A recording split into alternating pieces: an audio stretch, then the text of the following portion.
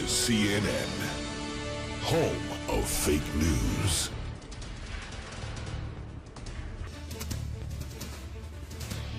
Well, there are some people that are such, they're just so mendacious, I just wouldn't put them on air. Kayleigh McEnany, I never booked her.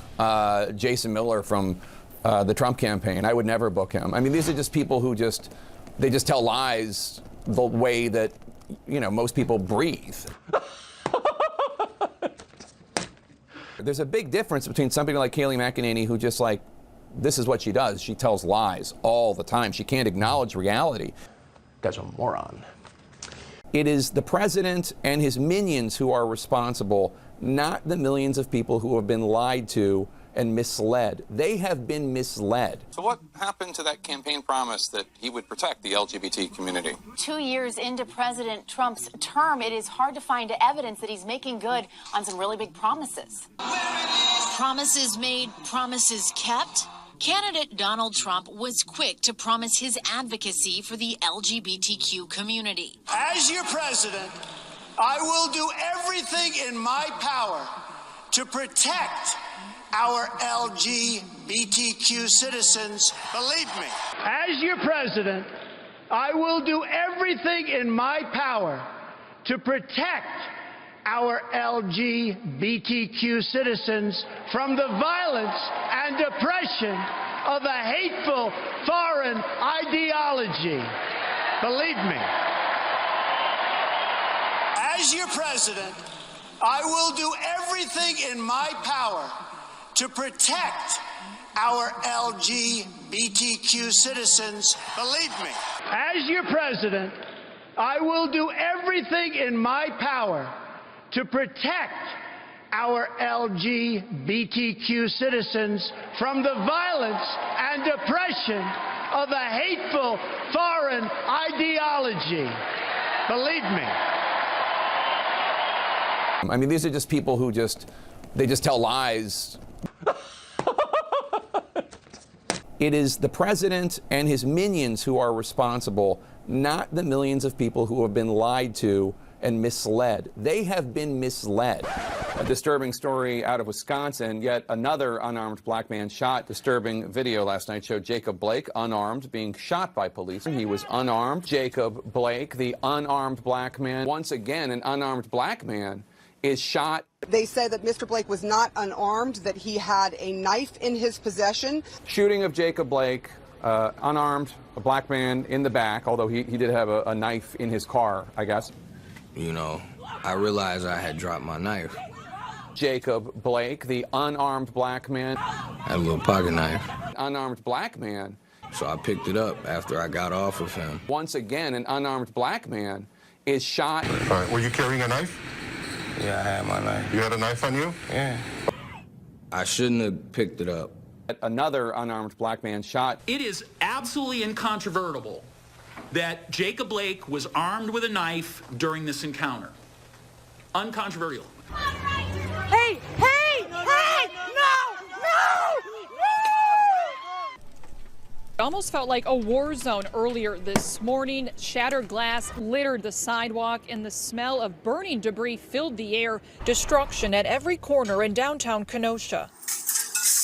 The owner of Dale's Jewelers says thieves took approximately $200,000 worth of jewelry and caused another $200,000 more in damage. All this is doing is bringing us to the brink of a civil war. The violence stemming from protests Sunday night in response to the shooting of a black man by a Kenosha police officer. Who Jacob Blake, the unarmed black man. A former employee captured this video you're seeing right now. Those we spoke with say there were hundreds of people down in this area overnight. They watched people set cars at the corners of the parking lot, and it engulfed the entire parking lot. Owners and community members swept up glass from the smashed windows, several boarding up for protection and out of necessity. During the investigation following the initial incident, Mr. Blake admitted that he had a knife in his possession, and DCI agents, that's the Division of Criminal Investigation, recovered a knife from the driver's side floorboard of Mr. Blake's vehicle. This is crazy. This is literally crazy. Are you people insane? Once again, an unarmed black man is shot. They need to be told the truth. And that's part of what we need to do in the news media, is try to help some of these people understand the truth once Trump goes away. Anderson, there's just so much dishonesty and inaccuracy at this convention. It's hard for me to know where to start. A number of tonight's false claims came from the Vice President, Mike Pence. He repeated one of Trump's own favorite lies. He said that because of them, we now have veterans' choice. As I've said over and over, Obama signed that choice law in 2014. That's why I'm pleased today to sign into law the Veterans Choice Program Improvement Act.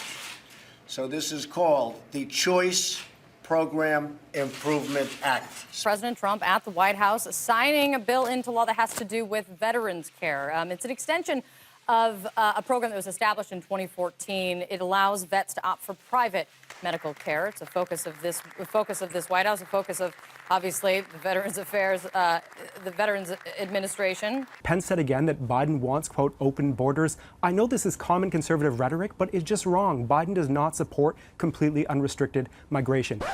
Welcome, my fellow Americans. First and foremost, I want to thank you for choosing us, believing that America is worthy of your aspirations. This father says he heard President Biden is giving opportunities to people like him and his young son, and he says we thank him from the bottom of our hearts. Every immigrant comes from America from different circumstances and for different reasons, but you all have one thing in common: courage. Biden does not support completely unrestricted migration. The Biden administration, they worked quickly to overturn many of Trump's hardline immigration policies, but critics say they did not have a plan in place on the ground out here to manage the surge of migrants that followed. So welcome, my friends. Joe Biden is welcome, a my dummy. fellow Americans. Welcome. Authorities say they've never seen anything like it. I want to thank you for choosing us, believing that America is worthy of your aspirations. Typically, they encounter about 30 migrants a day, but now... And now we're getting 30 within 30 minutes. Wow. We also heard more wildly inaccurate attempts to smear Democrats as extremists. We had Burgess Owens, a Utah congressional candidate, said that popular members of Congress promote the same socialism my father fought against in World War II. This November, we stand at a crossroad. Mobs torch our cities while popular members of Congress promote the same socialism that my father fought against in World War II. The U.S. wasn't fighting any actual socialism in World War II. After World War II ended, President Harry Truman refocused his efforts on making sure the Soviet Union did not have too much influence abroad. Socialism became synonymous with the Soviets and their version of communism, which was seen as a direct threat to America's free market capitalist system. America will never be a socialist country.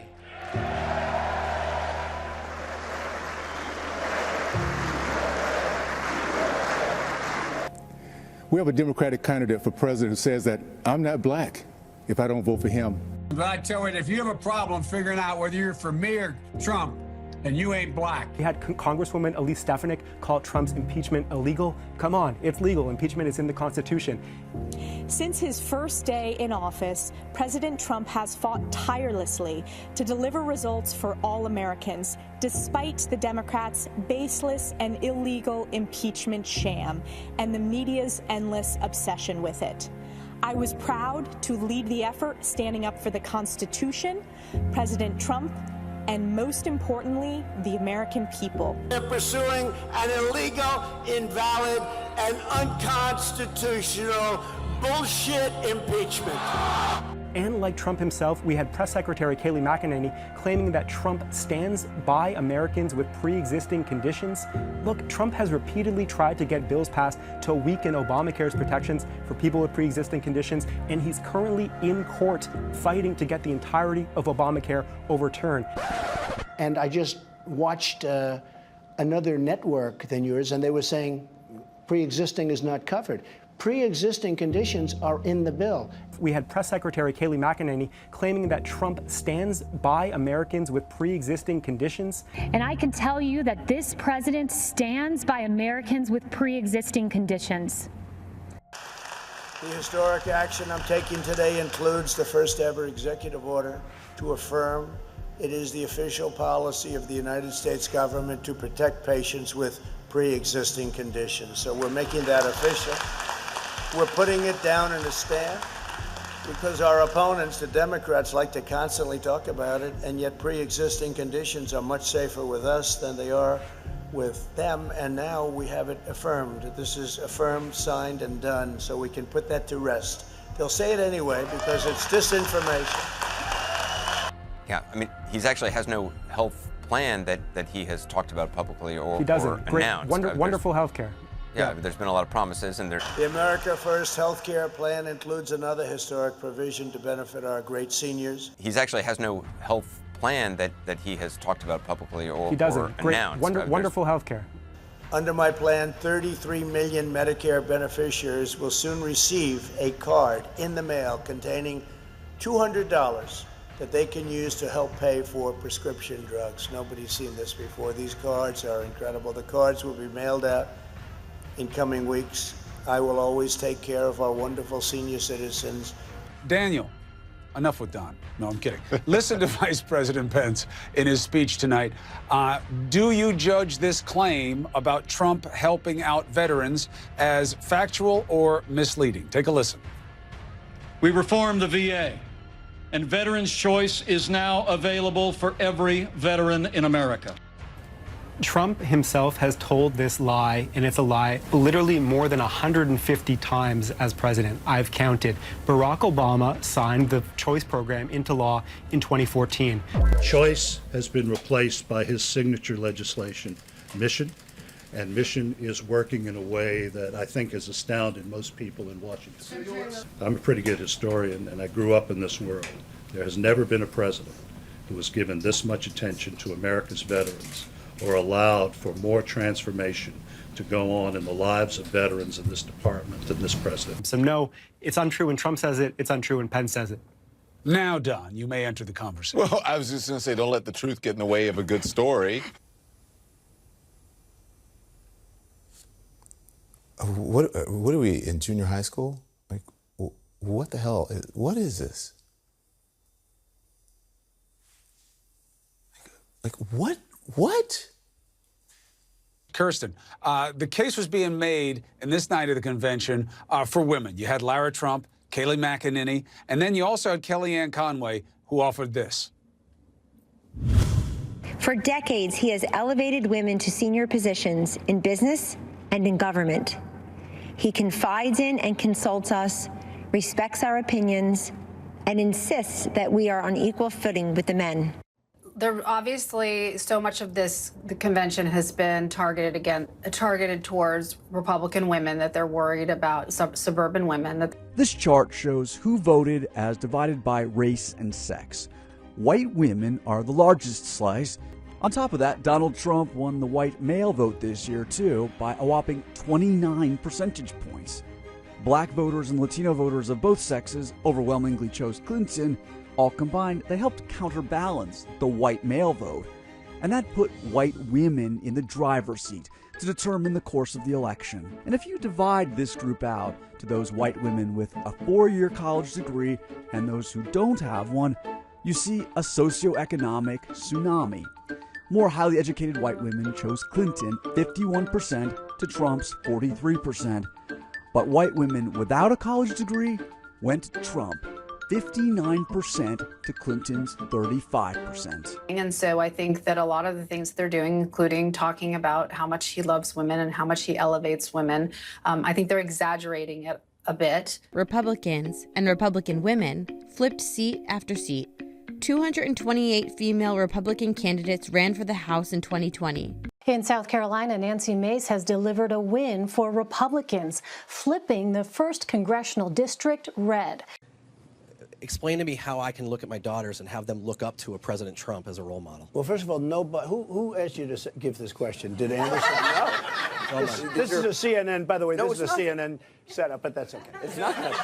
Nobody has more respect for Just women. for the record, we did That's not okay, tell I'm sure. anybody any questions. Nobody has more respect for women than I do. I think the thing that actually is more effective is the fact that they are portraying the party as a party that's very has a lot of outreach and openness to people of color. Particularly, they had a lot of black men tonight, and I think that that gives permission to some white suburban women voters who are very uncomfortable with the racial demagoguery that comes from the president. And these three Michigan women are part of a small, but they say growing collection of black Americans who passionately support the Republican Party. All right, Mia, I want you to listen to this. This is from Black Voices for Trump Rep. Jack Brewer. Republicans are the party that freed the slaves. It's the party of Frederick Douglass and Abraham Lincoln. And now, Tim Scott and Donald Trump. So, there's a lot to unpack there, but I hear that. But what we didn't hear tonight was much about the reckoning over racial justice in this country. Isn't that a problem? Well, yeah. I mean, you certainly want somebody to mention Jacob Blake, who's in the hospital. You want people to mention that. But the clip that you played, I have to say, could be pretty moving to some people. I mean, there was an actual effort to go out and say, this is okay. And one of the things that he said, in terms of this is okay, it's okay for black people to vote for Donald Trump. One of the things that he said that I thought was pretty compelling was it's time to prioritize policy over personality. They want 4 more years of President Trump and believe empowering the black community is and always has been a top priority for the president. They're able to separate what some don't like about his personality and stick to what they say are the facts. If you go by personality, we won't like most of anybody. That doesn't have anything to do with why I have you as my president. And one of the big issues that a lot of, especially Republicans, have is the personality issue. The issue where he can go out and be as brash as possible. This man, Jack Brewer, was actually making a case for saying it's perfectly fine to vote for him because the policies need to overshadow the personality. I understand that, but I don't understand what the policies, what policies that this president has enacted that helps African Americans specifically, because especially when it comes to health care, in this COVID time, we need that more than ever, and they have done everything they can to strip health care and the Affordable Care Act that helps minorities. The things that I'm casting that out for everybody. About that other people. Yeah, but what I'm trying to say is that there are some things, for instance, criminal justice reform that he signed into law that that a lot of people are supportive. The HBCUs that he funded. Those are, and Jack Brewer actually talked about school choice and trying to get as many people, as many black families into having a decent education. So changing what's happening in Black America. So those are the particular things that he was talking about. Well, you answered the question perfectly. Yo, mad child, I am back the phantom. Fire in my eyes like a jack-o'-lantern. You don't want to try to attack a panther. I will crack you in half like a plastic planter. Mean-spirited plus a clean lyricist. Stay furious, take this shit serious. Love Herman Miller and I love Cartel. Tryna make killer money like a drug cartel. I cannot believe that I'm even having to report this on the news. Raining, you're parading is a retribution. Sharpening my blade, I'm the